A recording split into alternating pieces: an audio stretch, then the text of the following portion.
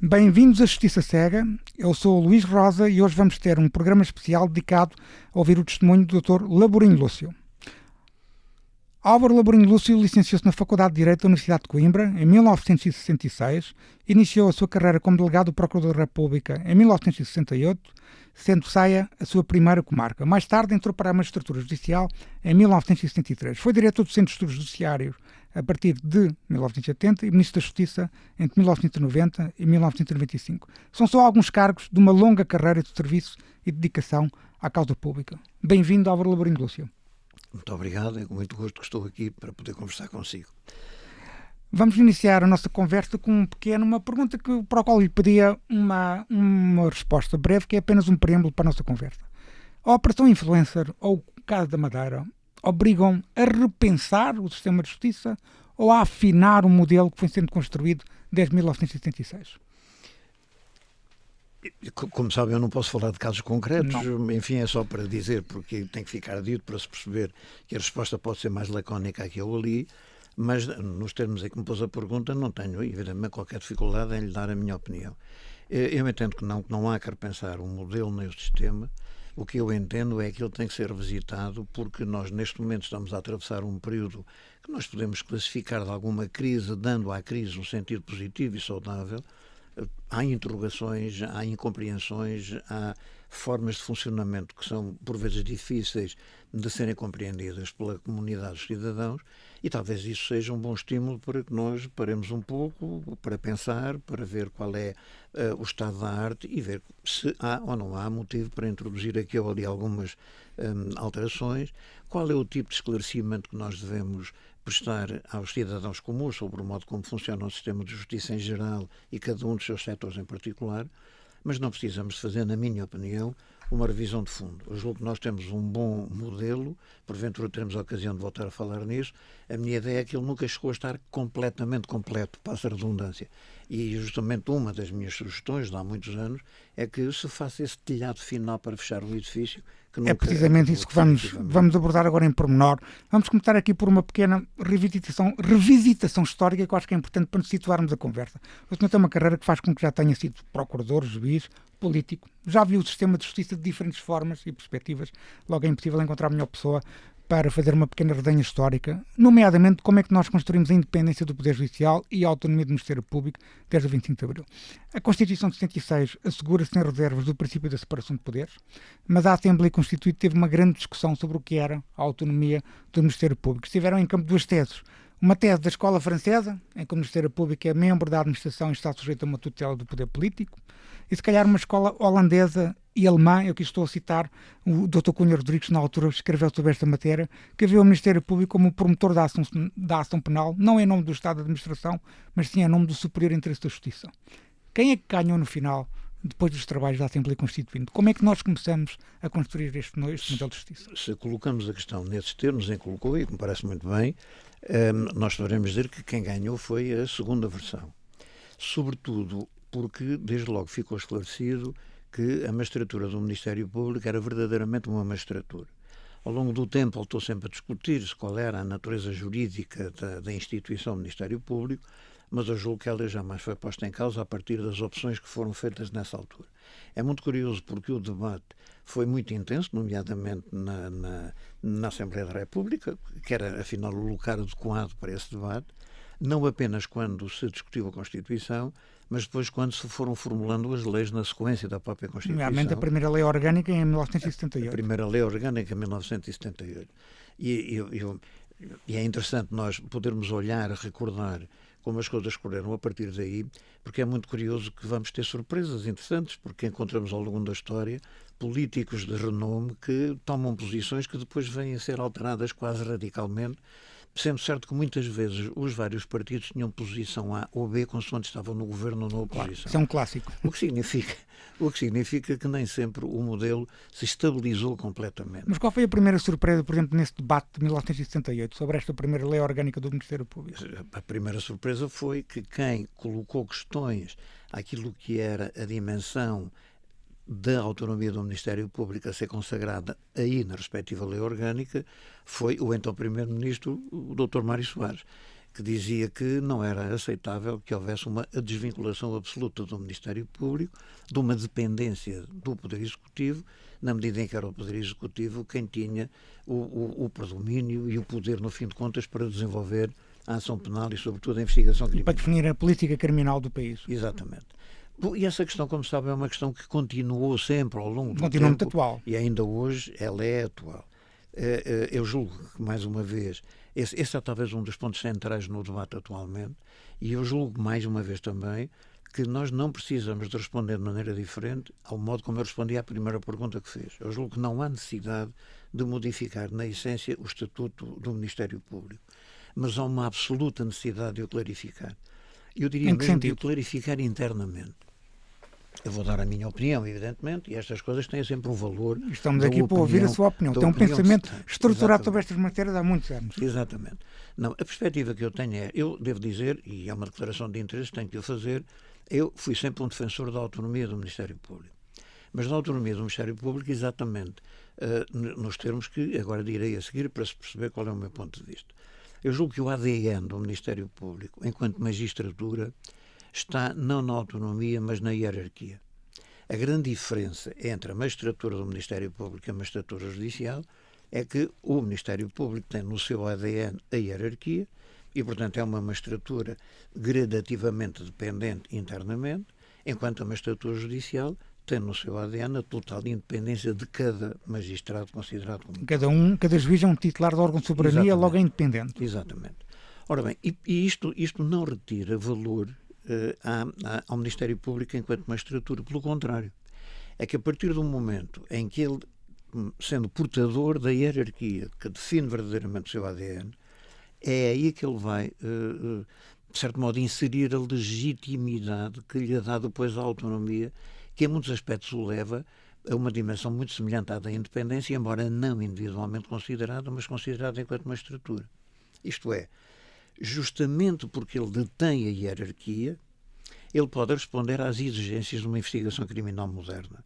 Nós não podemos ter o velho juiz de instrução como acontecia, independente, autonomamente ou atomisticamente independente, cada um, a fazer uma investigação na criminalidade organizada, transnacional, onde muitas vezes a investigação oscila de local para local, de interveniente para interveniente.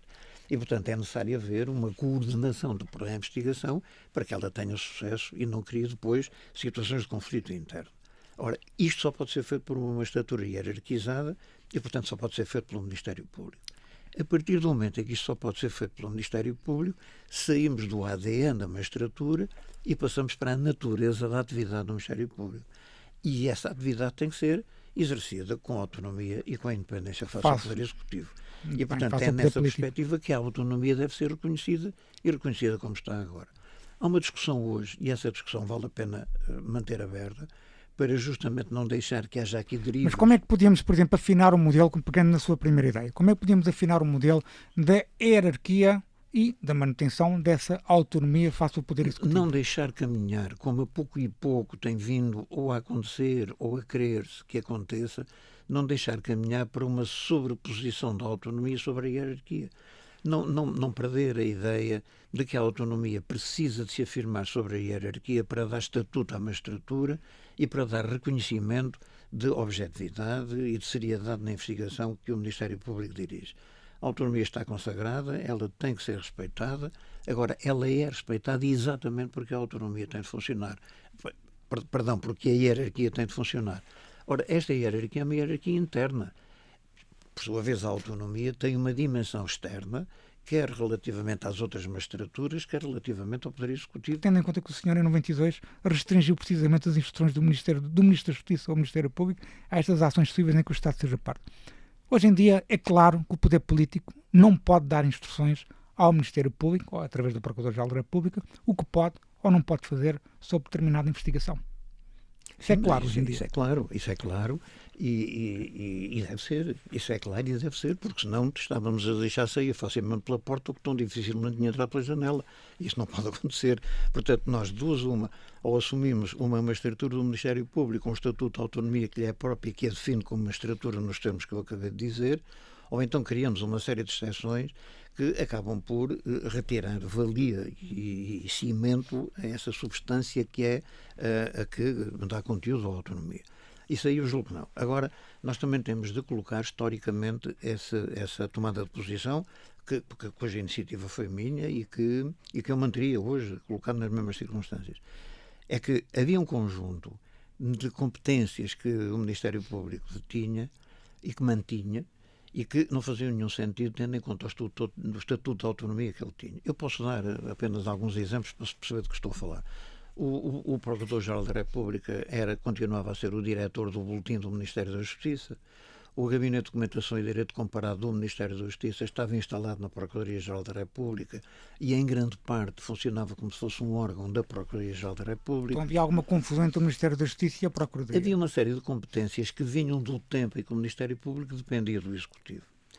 No tempo da ditadura. Exatamente. E eu entendi que levar até aos limites do que era natural a autonomia do Ministério Público, o que significava consagrá-la por um lado inequivocamente, mas por outro lado recuperar as competências que eram naturalmente próprias do Poder Executivo, ainda que algumas delas com uma dimensão relativamente reduzida, como eu acabei de referir. Havia uma que foi aquela que levantou maior dificuldade, que era a iniciativa que o Ministério Público tinha de fazer inspeções à Polícia Judiciária.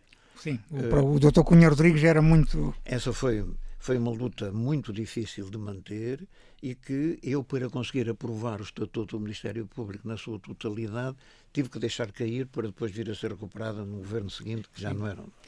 E para ser recuperada porque era óbvio que era assim que devia ser. Na medida em que o Ministério Público é também quem dirige funcionalmente a Polícia Judiciária. É o titular do inquérito E, portanto, o órgão de polícia criminal está subordinado também às suas ordens. E criava-se uma entropia e inclusivamente um polo de conflito que não era saudável para a democracia, porque o Governo é o responsável orgânico pela Polícia Judiciária, o Ministério Público é o responsável funcional, mas é o responsável funcional que inspeciona a Polícia Judiciária, e isso criava sempre dificuldades da relação entre os vários órgãos em presença, e daí não resultava benefício nenhum para nenhum dos lados. Bom, isso veio mais tarde a cair, foi assim que aconteceu, mas o que eu não queria de maneira nenhuma era deixar na dúvida a ideia de saber até que ponto é que eu estava a querer atingir o Ministério Público e a atingir a autonomia do Ministério Público. Isso eu julgava também com o mandato do Procurador-Geral, enfim, foi um conjunto de temas que vieram à supuração e que não foram fáceis de gerir na circunstância. Mas houve uma opção política no sentido de reforçar essa autonomia. Ora bem, mas o reforço da autonomia, o sinal foi esse, no sentido de que as instruções de caráter genérico criavam uma dependência sem conteúdo, porque nunca se percebia verdadeiramente o que era isto, instruções de caráter genérico. E, por outro lado, devo dizer que também, pela minha parte, eu entendi que eu devia fazer, porque eu entendo que em democracia, não só, mas é em democracia que estamos a falar, um poder deve corresponder a uma autoridade e uma autoridade deve corresponder a uma responsabilidade. Ora, nunca tinha havido instruções de caráter genérico dadas pelos ministros. Era muito difícil conceber uma instrução de caráter genérico a ser dada ao Ministério Público. E era muito fácil conceber que uma instrução de caráter genérico não tivesse qualquer tipo de seguimento, não fosse concretizável, nem pudesse haver, inclusivamente, possibilidades de gerenciar criticamente a concretização ou não. E eu, como Ministro da Justiça, não estava minimamente interessado em ter um poder ao qual não correspondia a autoridade e pelo qual eu depois acabaria por ser responsável sem sequer poder assumir uma responsabilidade. Daí ter terminado formalmente com isso. Acabei formalmente com isto e pronto. Portanto, aí foi um sinal para deixar claro que, na dúvida, eu caminhava nesse sentido, mas com toda a franqueza eu não acrescentei na minha interpretação mais autonomia do que aquela que o Ministério Público já tinha. Deixa-me falar de outra coisa que é muito, estamos a falar muito no debate atual. Eu acho que esta conversa estamos a falar do passado, mas também estamos a falar do presente, claro porque estamos a falar de temas que estão em cima da mesa. E um dos temas que está em cima da mesa é precisamente a necessidade, no entendimento de algumas pessoas, de que devemos ter um maior escrutínio e responsabilização externa do Ministério Público. Perguntava-lhe se concorda e se concorda, como é que essa responsabilização externa deve ser feita? Depende do que nós entendermos por responsabilização externa e por escrutínio externo. Estamos a falar muito do escrutínio democrático do Ministério Público. É uma expressão que mas eu creio que não há aqui necessidade de abrirmos exceções ou de criarmos corpos isolados relativamente aos quais tenha de haver um determinado escrutínio especial. Evidentemente que em democracia não há nenhum poder, sobretudo nenhum poder público, que não deva ser escrutinado, que não tenha evidentemente que prestar contas e que não tenha também a sua sujeição às regras da accountability. E aí temos de confessar que o nosso sistema é frágil, é relativamente frágil nessa dimensão. Supostamente o poder político deve fazer escrutínio no âmbito do Conselho Superior do Ministério Público, por exemplo. Há várias hipóteses em aberto. Eu há muito tempo que defendo como começámos por dizer no início da nossa conversa, há muito tempo que eu tenho a convicção de que nós criamos um excelente sistema de funcionamento da justiça, no modelo geral e no sistema geral da justiça, sem estar agora a falar exclusivamente do Poder Judicial em concreto. Conseguimos caminhar para instrumentos de garantia de independência particularmente significativos, desde logo o autogoverno das magistraturas, através do Conselho Superior da Magistratura, o Conselho Superior dos Tribunais Administrativos e Fiscais e o Conselho Superior do Ministério Público, que, no fundo, acabaram por vir a reunir um conjunto de competências e atribuições que, pela sua natureza, são administrativas e que, portanto, em princípio, caberiam ao Poder Executivo se nós continuássemos a manter um modelo semelhante àquele que vinha do tempo da ditadura. Ora, essas competências não perderam a sua natureza, nem administrativa, nem política, quando transitaram para a interioridade do sistema de justiça e do Poder Judicial em concreto. E, portanto, nós criamos o Conselho Superior da Magistratura para a Magistratura Judicial, o Conselho Superior do Ministério Público para a Magistratura do Ministério Público, o Conselho Superior dos Tribunais Administrativos e Fiscais para os tribunais, para a Justiça Administrativa e Fiscal. Temos a Ordem dos Advogados, evidentemente, questão diferente, visto que estamos a falar já de uma profissão liberal. Mas isso é o desenho estrutural da nossa... no contexto. E, portanto, e demos a cada um destes órgãos total autonomia. Total autonomia, total independência. Sendo que eles são garantes da independência, valor dos tribunais e dos juízes e da autonomia do Ministério Público também. Daí nós começarmos a falar da independência valor, que é essa matricial de origem que caracteriza os órgãos de soberania em si, e aqui de independência e garantia, que era prestada através destes órgãos. Ora, nós temos 4 grandes pilares, cada um deles autónomo relativamente a todos os outros. Mas não há nenhuma comunicação.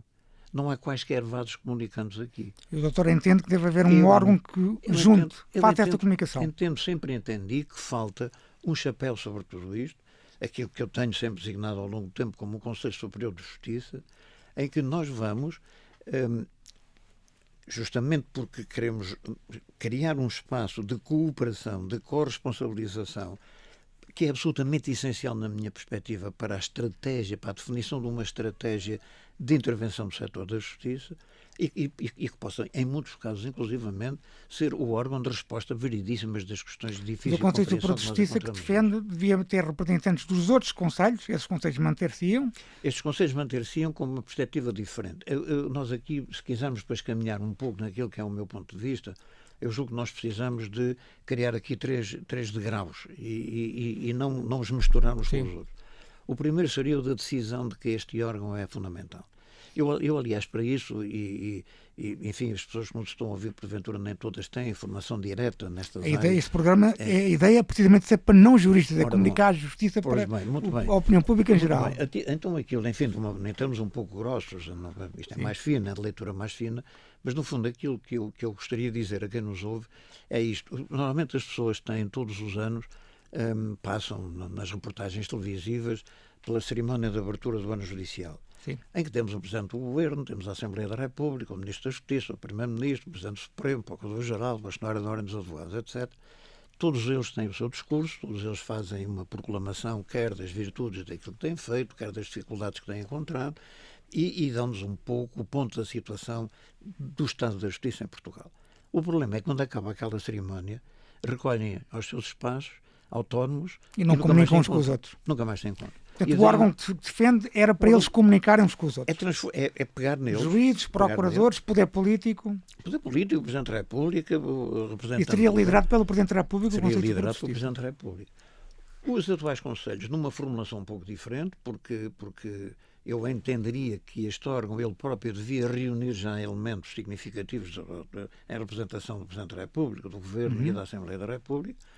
Os conselhos atuais seriam as secções deste órgão. Este órgão não era um órgão de funcionamento permanente. Mas o poder disciplinar e o poder de gestão de cada uma das magistraturas ficariam nos órgãos que existem.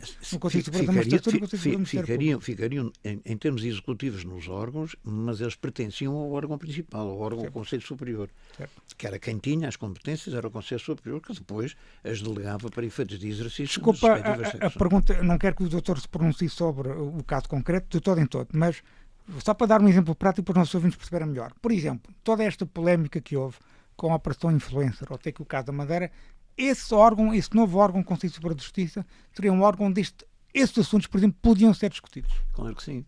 Claro que sim, independentemente, sempre preservando, obviamente, o que está em jogo com princípios fundamentais. Nós estamos a discutir o Estado de Direito.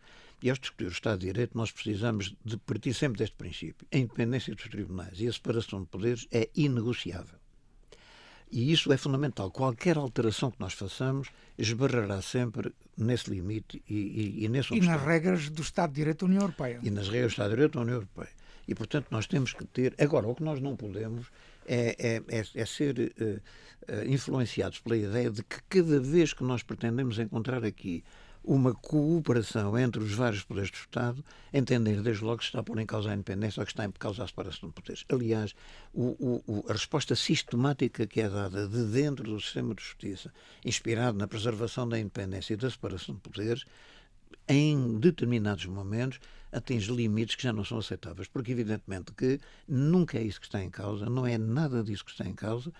Pelo contrário, nós o que estamos é a querer fazer partilhas de responsabilidade e de cooperação no que tem a ver com as áreas de gestão, onde aqui ou ali, se em nome da responsabilização externa houver necessidade de truncar um ou outro aspecto que está a ser atribuído agora, isso é possível de aceitar, porque nós não estamos a entrar num núcleo duro onde a independência é intocável e a separação é intocável.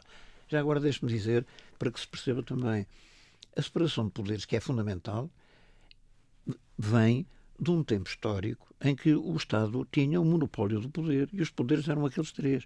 Hoje, quando falamos em separação de poderes, chega a ser curioso, porque grande parte do poder muitas vezes está no poder financeiro, no poder económico, em poderes públicos que são transferidos para o domínio privado e para o setor privado, e todos eles podem ter influência direta nisso. A separação de poderes é a separação do poder executivo, do poder legislativo e do poder judicial. Mas também há uma interdependência entre os três poderes. Mas que cada vez mais tem que dar sentido à sua interdependência, até para poderem defender-se eles da concorrência de poderes privados tão fortes ou mais fortes do que eles e que muitas vezes atingem o setor da justiça de maneira mais evidente do que o próprio. Muito bem, vamos mudar agora aqui um pouco de assunto, continuando na mesma senda, mas noutra perspectiva. Esta não é uma entrevista só sobre o Ministério Público, o sistema de justiça não se resume ao Ministério Público.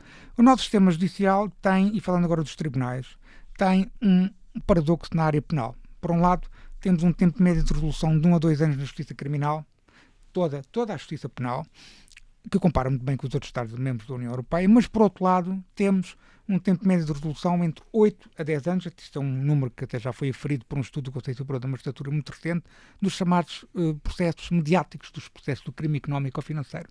É uma discrepância muito acentuada, sendo que todas as fases processuais contribuem para esta morosidade, não há um exclusivo de nenhuma fase processual. Temos de equilibrar melhor as liberdades e garantias dos cidadãos com a eficácia da administração da justiça. Não sei se é exatamente assim que nós devemos colocar a questão, porque ou melhor, a questão está bem colocada. Agora, não, mas tem outra perspectiva. Não, evidentemente que a questão está bem colocada. O que eu quero dizer é que nós é que não devemos partir da questão assim, porque se o fizermos, partimos logo com um handicap, que é a aceitação de que temos de pôr em causa algumas das garantias do Estado de Direito para poder caminhar no sentido da eficácia. Percebe o que está a dizer? E eu isso nunca ninguém quer pôr em causa. Não quer pôr em causa e provavelmente é bom que não se ponha em causa. É que não é só a separação de poderes que distingue a democracia. O Estado de Direito e o respeito pela liberdade e garantias também distingue a democracia. Aliás, é o Estado de Direito. É o Estado de Direito verdadeiramente que justifica a independência dos tribunais. Visto que o princípio principal do Estado de Direito é o primado da lei e quem garante o primado da lei são tribunais independentes. Portanto, não... Mas é que eu estou a referir mais agora, um equilíbrio. Sim, é necessário afinar o equilíbrio. É necessário afinar o equilíbrio entre eficácia e já agora eu diria transparência também, mas começando por equilibrar a eficácia e a transparência também. Isto é, Vamos lá, eu vou tentar dar uma resposta o mais rápida possível, mas por forma uma entrevista de fundo. a não deixar depois dúvidas de interpretação, gostaria que não acontecessem. A eficácia e a transparência são dois valores importantíssimos no Estado de Direito, mas são valores secundários. Porque os primeiros valores do Estado de Direito são o primado da lei, o primado da lei, os direitos humanos, o pluralismo democrático, são os três fundamentais. E a partir dos direitos humanos, do pluralismo democrático, etc., emerge um conjunto de outros direitos fundamentais e valores fundamentais que são os que marcam aquilo que eu diria a superestrutura do Estado de Direito. Agora, evidentemente que nós não podemos ficar pela proclamação desses valores, nós temos que os levar ao concreto. E ao levá-los ao concreto é que nós precisamos de o fazer com eficácia e com transparência, por forma a impedir que sejam a ineficácia e a falta de transparência que acabam por pôr em risco esses valores fundamentais. Se colocarmos as questões assim, quando procuramos um equilíbrio, já estamos a querer equilibrar contrários, mas que são diferentes entre si.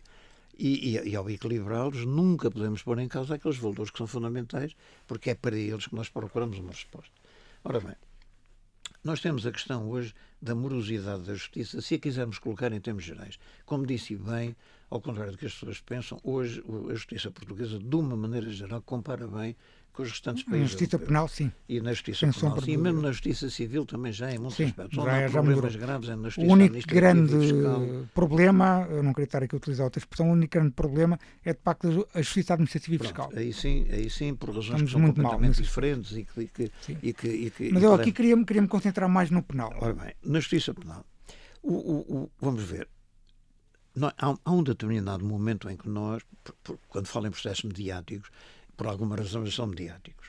E é aí, normalmente, no âmbito desses processos, que nós temos sempre que responder à pergunta canónica, que é se temos uma justiça para ricos e uma justiça para pobres. Sim.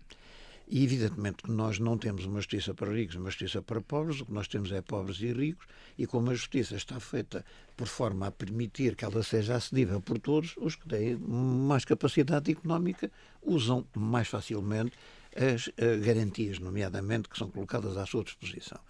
Deve isso levar a que se reduzam as garantias? Como princípio, não. Agora, eu posso dar um exemplo para as pessoas perceberem bem. Aqui há uns anos, a própria Constituição, ou a interpretação que era feita da Constituição, e que me parece correta, dizia que ninguém podia ser julgado criminalmente sem estar presente no julgamento. Uhum. E o facto de isto ser dito fazia com que os julgamentos fossem sucessivamente adiados, porque o arguido, então o réu na altura ainda, julgo eu, faltava por isso simplesmente aos julgamentos, justificava a falta porque estava doente, e chegou a haver os julgamentos eram sucessivamente adiados. A haver os julgamentos adiados mais de 10 vezes. E alterou-se a lei. O que significava anos e anos e anos. Claro. Fez-se uma alteração da Constituição, teve que ser na revisão constitucional, e fez-se uma alteração no sentido de dizer que ao fim de só haver duas ausências, o julgamento fazia-se mesmo na ausência do arguido. Repare, ganhou-se em eficácia. Não se está a retirar nenhuma liberdade e garantia ao cidadão. Está a tirar a liberdade e a garantia que permite àquele que desgraçadamente está doente 3 vezes, acaba por ser julgado na sua ausência, certo, quando há um direito fundamental é de que ninguém julga o outro e sem dar ao outro a possibilidade de estar presente. Mas o próprio exercício da justiça ficou em causa? Tem-se uma justiça pior por causa disso? Não se sente que tenha ficado. Mas não se sente que tenha ficado, curiosamente, porque normalmente aqueles que perdem essa garantia não são aqueles que têm voz para proclamar a necessidade de a repor. Eu recordo-me, já agora é um pequeno episódio, eu, na altura, numa das reuniões do Ministro da Justiça da União Europeia, em conversa com a minha colega da Alemanha, perguntei como é que na Alemanha se resolveu o problema dos réus que faltavam ao julgamento. E ela disse, mas qual o problema? O problema dos réus que não vão ao julgamento. Mas os réus vão ao julgamento na Alemanha, não vejo onde está o problema. E depois ela faz uma pausa e perguntou-me, lá em Portugal há algum problema? Diz, não, estamos aqui no intervalo e eu estava só aqui a querer conversar um pouco consigo. Mas sabe que isso é interessante, esse exemplo que dá, porque eu, que do conhecimento empírico que vou tendo sobre as outras jurisdições da União Europeia, enfatizo, apercebe-me de que, de facto, as liberdades e garantias, se calhar, daquilo que nós entendemos como liberdade e garantias em Portugal, se calhar na Alemanha, se calhar na Holanda, podem ser mais reduzidas do que em Portugal. Não sei se são. O que eu julgo, não sei se são. Enfim, ou pelo menos a questão da eficácia sim, tem um valor maior. Pronto. mas há um outro aspecto que eu julgo talvez valha mais a pena ponderar. Enfim, embora isto tenha alguma fantasia, mas enfim, como confesso, sinto mais legitimado para poder expor a ideia.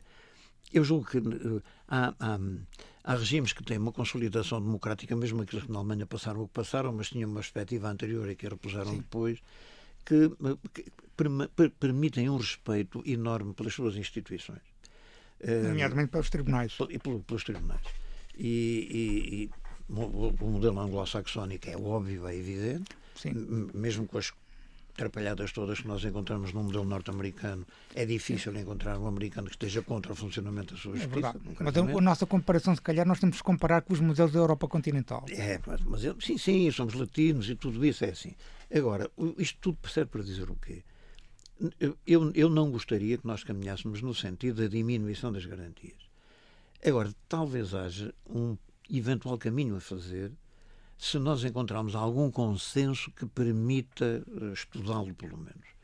E que seria isto: prever a figura do abuso de direito de acesso à justiça. O acesso é universal, evidentemente lá está a dificuldade das pessoas com dificuldades económicas. Pode ser a litigância de má-fé ou é outra? Não, litigância de má-fé é outra coisa. Outra coisa tem a ver mais com os conteúdos. Eu aqui diria, de certo modo, não deixaria de ser uma litigância de má-fé. Mas é uma litigância mais voltada para o direito judiciário, isto é, para o funcionamento do sistema e não tanto para o lado jurídico em que ele se analisa. Porque nós precisamos de, por exemplo, sei lá, neste caso, em que nós tínhamos sistemáticas faltas ao julgamento, nós precisamos ter um mecanismo que intervenha para controlar isso. Eu vou-lhe dar um exemplo, sem querer que se pronuncie sobre o caso concreto, vou só dar um exemplo, que é um exemplo que todos os nossos ouvintes vão identificar. Estamos a falar de um arguido que num dos processos mais mediáticos da justiça portuguesa já apresentou mais de 40 recursos em incidentes processuais, num processo que já dura há 10 anos. Exato. Já tem pronúncio para julgamento, mas ainda não tem uma data para tal julgamento se inicie. Por exemplo, desses de 40 recursos, mais de 25 foi de recusa de juízo. Por exemplo, eu estou a falar da Operação Marquês, obviamente. Isto é um exemplo de uma situação em que a eficácia da administração da justiça, de facto, não está a ser muito eficaz, desculpa a redundância. Mais uma vez, lá tenho que dizer que eu não posso falar em concreto sobre o processo. Não estamos a falar do caso concreto, só para dar um... Há um aspecto que eu julgo que nós podemos, de certo modo, no qual podemos convergir.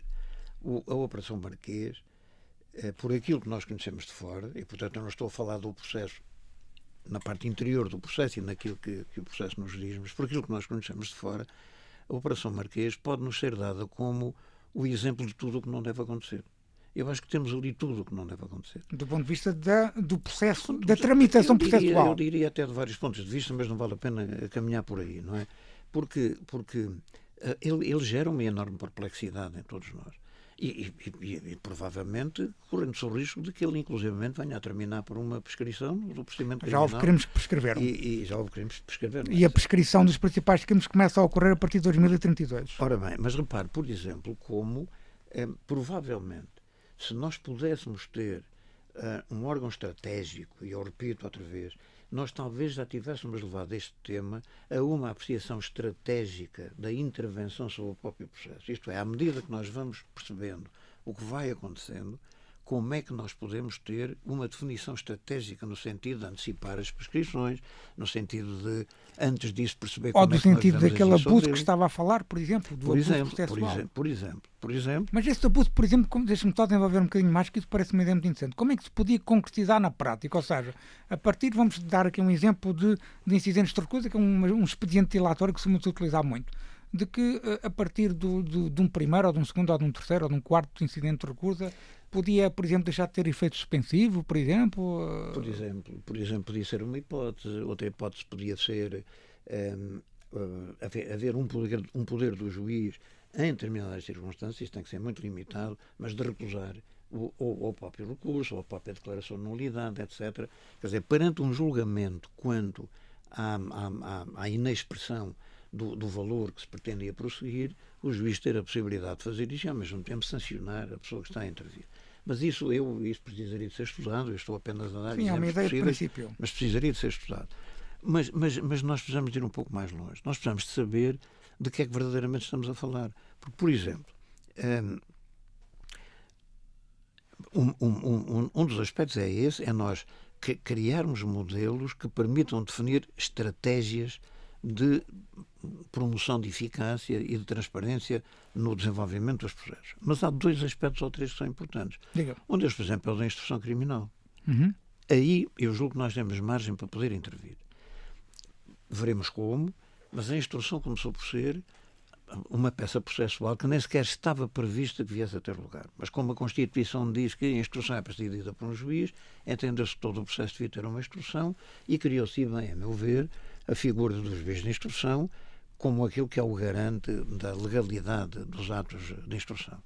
E já agora, nesse aspecto, eu julgo que nós temos um modelo que devemos preservar porque me parece muitíssimo bem concebido, que é um modelo tripartido, em que os órgãos de polícia criminal investigam, o Ministério Público dirige a investigação e exerce a ação penal e o juiz controla a legalidade da investigação. Mas na fase de instrução entendo que deve ser só uma mera fase de apreciação de direito, por exemplo. Sim, e depois sem diligências de prova. Posso admitir que num caso ou outro excepcional se possa requerer a instrução em situações que eu agora não estou a prever, mas que posso admitir que sim, eu não quero deixar de fora no caso de ser excepcional. O problema é que ela está a transformar-se em regra. Sim. E é curioso que, inclusivamente, há uma inversão, que eu retiro da minha própria experiência, em que, de uma maneira geral, a defesa não requeria a instrução. Sim. Um pouco na ideia de que isso seria a antecipação da defesa e preferia deixar a defesa para o julgamento. Isso. Agora, de repente, o requerimento de abertura de instrução é a regra, porque lá está, mais uma vez, ela vai garantir o condicionamento temporal da eficácia da justiça. Eu aqui admitia que podia haver um espaço de intervenção, que tinha que ser estudado, analisado, com muito rigor. Mas havia uma segunda área, que ia dizer. A outra área era que tem a ver com as garantias dos direitos Era isso que eu ia perguntar agora. Com a própria garantia. Há áreas em que nós temos que reforçar as liberdades e garantias do cidadão. De facto. Sim. Quais, na sua opinião? Sei lá, assim de repente. Nós temos visto, por exemplo, muita prisão preventiva, isso tem sido muito criticado. Sim, mas nesse aspecto, sim, na forma como. Sim, como é. Aliás, Portugal é um dos países com a maior prisão preventiva no contexto geral da Europa. Mas, independentemente disso, além de haver um excesso de prisão preventiva, na minha opinião, há outro tipo de aspectos que não são suficientemente explicitados e que, portanto, nos leva a desenvolver argumentos críticos, mas que esbarram com alguma dificuldade de informação para podermos consolidar essas críticas que fazemos. Estou a pensar, por exemplo, no uso recorrente das escutas. Sim. As escutas têm que ser um instrumento excepcional de utilização da investigação criminal e não de ser absolutamente recorrentes, nem durarem um tempo infinito, sem se saber exatamente, verdadeiramente, em que medida é que elas estão a contribuir para a prova de um determinado facto sobre o qual se está a investigar. Elas supostamente são controladas por um juiz de instrução criminal. Também são, mas não é pelo facto de serem controladas por um juiz de instrução criminal que elas passam, na sua origem, a estar legitimadas. Devíamos definir um determinado tempo para que elas sejam feitas? Presumo que sim. Delimitar ainda mais os crimes em que elas podem ser feitas? Também admito que sim. Eu acho que devíamos visitar essa matéria. Porque ela tem vindo a crescer, aparentemente, para se transformar em regra. E em muitos aspectos nós podemos alimentar o receio, sem que isto tenha nada a ver com as pessoas em concreto, mas todo este trabalho é um trabalho de uma grande complexidade e as pessoas muitas vezes são condicionadas por motivações que elas próprias não são capazes de se indicar criticamente, porque isto é um trabalho muito árduo do que nós estamos a falar. Claro. Ora, o que acontece é que, por exemplo, nós temos, a meu ver, que descarregar um pouco o papel particularmente ativo do Ministério Público na investigação propriamente dita. Ele dirige-a, deve dirigi-la. Evidentemente que é ele que tem autonomia técnica e estratégica, e isso ficou claramente resolvido depois dos conflitos que veio em tempos, nomeadamente com a Polícia Judiciária, mas em grande parte a investigação em si deve ser dirigida por uma Polícia Criminal, deve ser não dirigida, deve ser executada. Porque nós não podemos transformar o Ministério Público numa Polícia de Investigação. Porque a partir do momento em que o Ministério Público perde a sua dimensão de magistratura, ele próprio é interessado na legalidade da investigação, a partir do momento em que a perde e se transforma sobretudo em polícia de investigação, lá volta outra vez então a colocar-se a questão de saber até que ponto é que pode ter autonomia, visto que no Estado de Direito as polícias não podem ter autonomia relativamente aos executivos. Portanto, é preciso algum cuidado nesse domínio. Mas, uma vez tido esse cuidado, E supondo eu que ele acontece e que eu não estou a fazer nenhuma crítica quanto ao modo como as coisas funcionam, estou apenas a fazer um discurso preventivo para que não funcionem de outra maneira, relativamente a este ponto, eu entendo que nós precisamos de reolhar o modo como nós estamos a fazer a investigação. A prisão preventiva é excessiva em justificação e é excessiva em tempo de duração. Em tempo de duração, sobretudo, quando a detenção para o primeiro interrogatório acaba por ser ultrapassada com uma simples identificação e depois se aguarda o tempo que é necessário aguardar, o que deixa também dúvidas no aspecto exterior. E depois, por uma outra razão muito importante, é que nós não temos uma opinião pública que esteja formada na linha deste pensamento que nós estamos a desenvolver. Pelo contrário, nós temos uma opinião pública muito mais voltada para a intervenção, para a prisão, para uma maior penosidade na intervenção. Porque também há um sentimento de, se calhar, com a opinião pública, uma percepção com a opinião pública de alguma impunidade, de alguma situação em que, por exemplo, a administração da justiça não é eficaz e, portanto, a prisão preventiva acaba por ter, apesar de não ser o espírito da lei, acaba por ter uma primeira sanção. E não é assim que deve ser vista. Mas não pode ser. Agora evidentemente, nós também não podemos fazer um discurso abstrato que vale para tudo. Nós temos tido, cada caso é um caso, aqui é a frase. Estamos a falar em termos de abstrato e do funcionamento do sistema. E, portanto, há circunstâncias em que isso pode acontecer. Por outro lado, há hoje uma questão, que é uma questão grave, a meu ver, grave pela repercussão que tem na opinião que se gera sobre tudo isto e que se traduz nas sucessivas violações do segredo de justiça. E até porque, inclusivamente, em muitos aspectos, nós, pelo menos, questionamos se não há mais coisas para lá da violação do segredo de justiça e que interação é esta que se estabelece entre quem... Mas deixe-me, se me permite, deixe-me abordar isso no contexto que eu agora ia falar, que é precisamente que isso tem a ver com outra questão, da questão da liberdade de imprensa e da forma da mediatização dos processos. Deixe-me só colocar essa pergunta um bocadinho mais à frente. Vamos entrar aqui na reta final da nossa conversa, mas eu queria colocar aqui duas perguntas sobre o Manifesto dos 50. Nós, ao fim e ao cabo, estamos a ter uma conversa sobre a reforma da justiça. O Manifesto dos 50 exige essa reforma da justiça e teve um grande impacto mediático. O texto refere-se concretamente, o texto do Manifesto dos 50, quero dizer, refere-se concretamente a dois processos concretos, ao caso de António Costa e ao caso da Madeira, para afirmar que os mesmos consubstanciam, agora estou a citar, uma indevida interferência no poder político, da parte do Poder Judicial, claro, e que não são conformes com as exigências do Estado de Direito Democrático. Estou a citar. Uma vez mais, voltando a citar, um dos objetivos do Manifesto é garantir uma efetiva separação entre o poder político e a justiça, o que deixa entender que há aqui uma espécie de politização da justiça. Este é um manifesto que, na sua opinião e na forma como o viu, como o percepcionou, que se dirige a uma melhor justiça para todos os portugueses ou pretende defender uma determinada elite política do Poder Judicial. Cá também há esta crítica que foi feita no espaço público.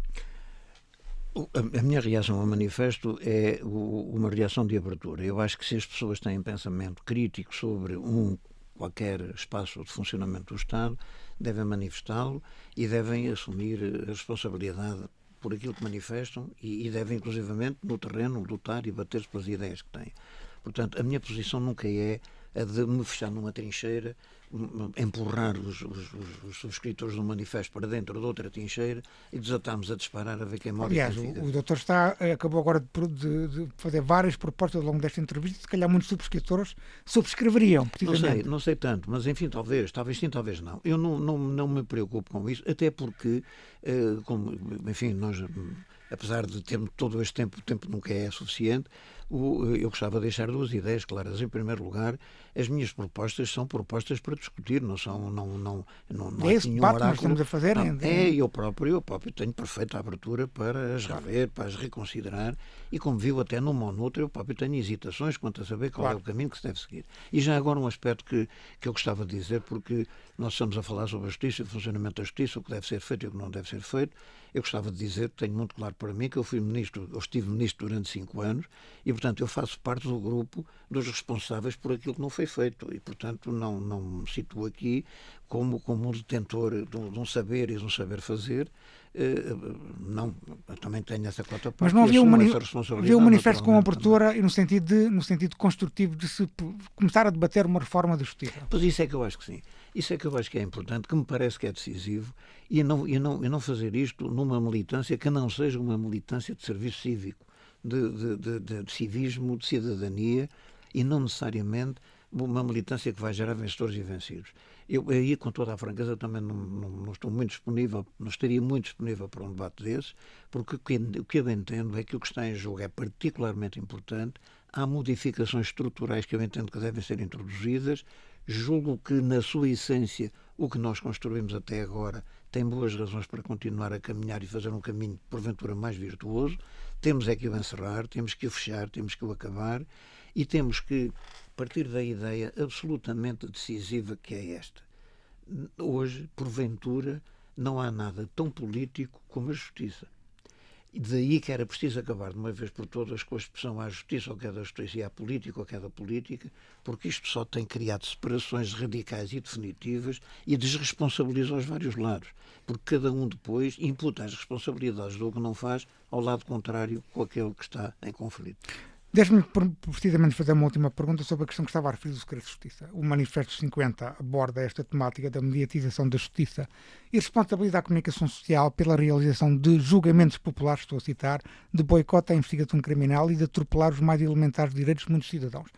Nós, o doutor também conhece, nós jornalistas conhecemos a jurisprudência do Tribunal Europeu dos Direitos Humanos, dos tribunais constitucionais mais seguidos no mundo ocidental, o Supremo Tribunal Federal dos Estados Unidos, o Tribunal Constitucional da Alemanha, indicam claramente que o escrutínio da comunicação social aos poderes públicos é essencial para a saúde de qualquer democracia. Como é que o doutor vê este equilíbrio entre a necessidade de proteger a investigação através do segredo de justiça e o escrutínio jornalístico que inevitavelmente é feito? Estes processos mediáticos, como há pouco estava a dizer, são mediáticos porque envolvem pessoas que, titulares de cargos públicos, titulares de cargos políticos, é esse escrutínio da comunicação social. Eu vejo com uma naturalidade talvez até estranha, se assim entender assim. Eu também parto do princípio de que a liberdade de imprensa é absolutamente estruturante do Estado de Direito, é absolutamente essencial. Eu tenho a consciência de que a democracia é uma realidade institucional e de construção muito frágil.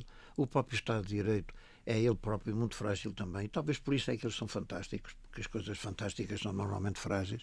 E sobretudo, para quem é democrata percebe isso. Quem não é democrata não convive muito bem com a fragilidade, nem com a virtude da fragilidade. E um dos aspectos absolutamente essenciais é o da liberdade de informação, da liberdade de imprensa. E, portanto, mesmo os abusos de liberdade de imprensa, mesmo os excessos de liberdade de imprensa, eu entendo que não devem ser motivo para que se corte ou coarte a liberdade de imprensa. Eu julgo que é muito importante, isso sim, é que nós tínhamos, e agora, isto que eu vou dizer, evidentemente é uma coisa de longo prazo, mas o problema é que os prazos são cada vez mais longos se nós não começarmos a preenchê-los. Nós precisamos de criar cidadãos com capacidade crítica, com consciência crítica e que sejam capazes de dialogar criticamente com a informação que lhes é passada. Porque há, efetivamente, um salto que foi dado nos últimos tempos e que não deixa de ser preocupante e que é o salto da passagem de uma informação que consolidava a opinião para uma percepção.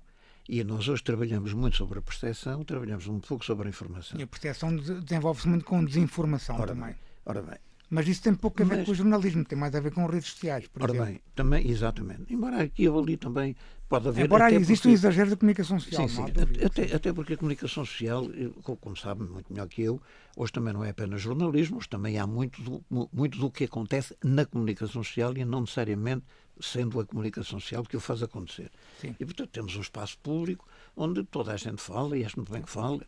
O problema é saber como é que nós temos esse poder de avaliação crítica e distância crítica para isso. E julgo que nós precisamos trabalhar isso, trabalhar na escola, trabalhar na família, trabalhar na educação que se faz nesse sentido. Mas em termos estruturais? Agora, em termos estruturais, o que me preocupa a mim não é tanto aquilo que a comunicação social diz ou faz. O que me preocupa a mim, embora muitas vezes não concorde, muitas vezes... Claro. O que me preocupa a mim é o modo, e também não é o modo como a comunicação social, através do jornalismo de investigação, chega a informação que depois veicula para o cidadão. O que me preocupa é se, no limite, nós não estamos a estabelecer uma relação de passagem de informação em que então aí já estamos numa base de falta de dimensão ética na sua origem e que depois, mesmo que se transponha para a opinião pública como o exercício de uma liberdade de imprensa, ela já tem um pecado original que eu gostaria que não fosse Desculpe, cometido. eu não quero estar aqui, estamos mesmo a terminar a nossa conversa, mas não quero estar aqui a fazer isto da nossa entrevista no final, uma entrevista sobre jornalismo, não é essa a ideia. Mas a questão é só para uma última pergunta mesmo, que é o seguinte: obviamente que quando nós ouvimos, nomeadamente, ouço muitos juristas terem essa ideia, juristas que têm uma definição do processo penal como uma definição de um ato que só diz respeito ao titular da ação penal, aos juízes e aos arbitros, como se não dissesse respeito também à comunidade, e é em nome da comunidade que a justiça é feita.